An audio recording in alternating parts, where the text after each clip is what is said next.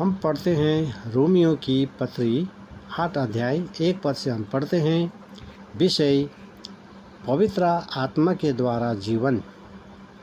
यहाँ लिखा है, अतः अब जो मसीह यीशु में है उन पर दंड की आज्ञा नहीं, क्योंकि वे शरीर के अनुसार नहीं वरन आत्मा के अनुसार चलते हैं। इस प्रकार लिखा है, जितनों ने प्रभु यीशु मसीह को विश्वास किया है ना, उनको अब दंड की आज्ञा नहीं है, क्योंकि वे लोग शरीर के अनुसार नहीं चलते, आत्मा के अनुसार चलते हैं। क्योंकि प्रभु यीशु मसीह ऐसे ही प्रभु अपने लोगों को सिखाते हैं, है ना।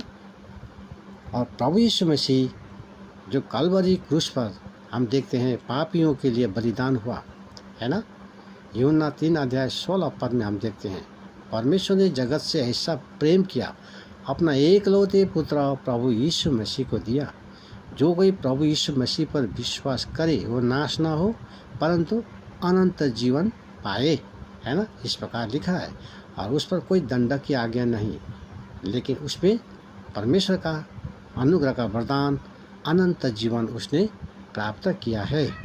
तो हम देखते हैं 2 पद में यह लिखा है, क्योंकि जीवन की आत्मा की व्यवस्था ने मसीह यीशु में मुझे पाप की और मृत्यु की व्यवस्था से स्वतंत्र कर दिया।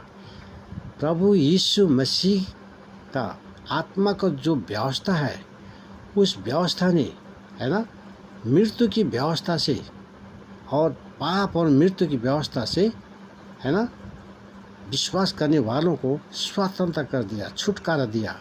रोमी 6 अध्याय 23 पद में हम देखते हैं पाप की मजदूरी मृत्यु है, परंतु परमेश्वर का अनुग्रह का वरदान प्रभु यीशु मसीह में अनंत जीवन है ना।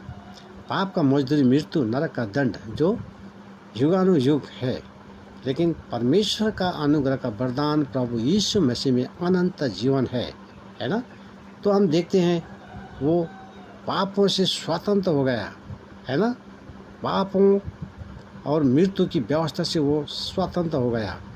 अब हम देखते हैं 3 पद में यहाँ लिखा है, क्योंकि जो काम व्यवस्था शरीर के कारण दुर्बल होकर न कर सके उसको परमेश्वर ने किया, अर्थात अपने ही पुत्र को पाप में शरीर की समानता में और पाप बलि होने के लिए भेजकर शरीर में पाप पर दंड की आज्ञा दी।